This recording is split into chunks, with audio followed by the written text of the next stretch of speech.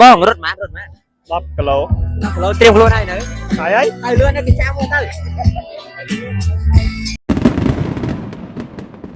ចំពោះ challenge ថ្ងៃហ្នឹងគឺរត់អត់ឈប់ទេជាមួយខ្ញុំរត់ឈប់អត់តែរត់ខ្ញុំឈប់ម្ដងគឺអស់លុយ100រៀលអ្នកអស់គ្នា Let's go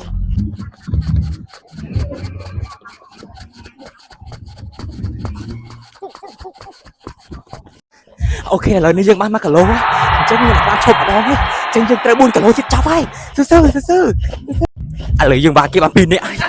គេបាន2នាក់ស៊ឺ លក្ខណៈថាយើងរត់បណ្ដោយយើងមើលទេសភាពលក្ខណៈយើងមើលទេសភាពបង្កក់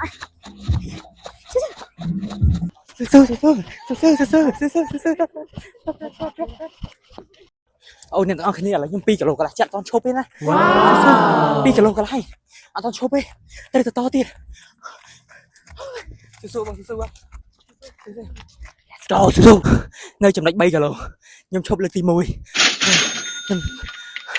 ឈប់សម្រាប់សិនដើម្បីយកកម្លាំងតទៀតអូខេស៊ូអញ្ចឹងខ្ញុំត្រូវអស់100រៀលហើយក្នុងពេលបន្ទាប់ពីឈប់ម្ដងឥឡូវយើងក៏ចាប់ដើមរត់ទៀតបន្តកូនដៃរបស់យើង5គីឡូម៉ែត្រ32.5ម៉ែត្រទៀតស៊ូ4គីឡូ2ខាំអីច្រឡំ4គីឡូ200ម៉ែត្រហើយ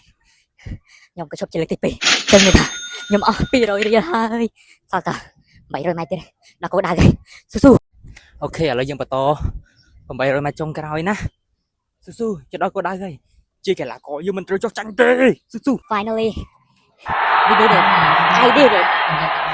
5គីឡូម៉ែត្រគឺយើងឈប់តែ2ដងទេញាក់ដាស់គេ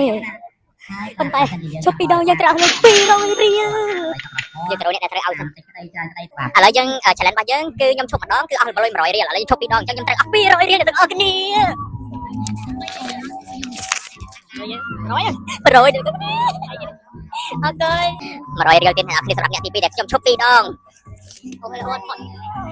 អរគុណឥឡូវវីដេអូរបស់យើងថ្ងៃនេះគឺ challenge របស់យើងគឺត្រូវបានបញ្ចប់សរុបមកខ្ញុំឈប់បាន2ដងអញ្ចឹងខ្ញុំអស់200រៀលអ្នកនរគ្នាជួបគ្នាជាមួយវីដេអូទៀតចាប់